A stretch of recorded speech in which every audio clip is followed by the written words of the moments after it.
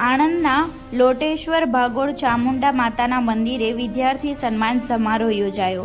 ક્ષત્રિય સેના આણંદ દ્વારા વિદ્યાર્થીઓને સન્માન કરી પુરસ્કાર આપવામાં આવ્યા હતા, જેમાં સુનિલસિંહ પરમાર ક્ષત્રિય સેના આણંદ જિલ્લા ટીમ, યુવરાજસિંહ જાડેજા વિદ્યાર્થી નેતા, ધારાસભ્ય અમિતભાઈ ચાવડા રાઠોડ, દિનેશસિંહ ક્ષત્રિય સેના ચાંગા, નીતિનસિંહ રાજપૂત વલાસણ અને ગ્રામજનો તેમજ આગેવાનો ઉપસ્થિત રહ્યા હતા અને શિક્ષણ ક્ષેત્રે સારા માર્ક્સ લાવનાર તેજસ્વી તારલાઓનું સન્માન કરવામાં આવ્યું હતું। ક્ષત્રિય સેના આણંદ અને સમસ્ત ક્ષત્રિય સમાજમાં બાળકો ખૂબ પ્રગતિ કરે તેવી આશા વ્યક્ત કરવામાં આવી હતી।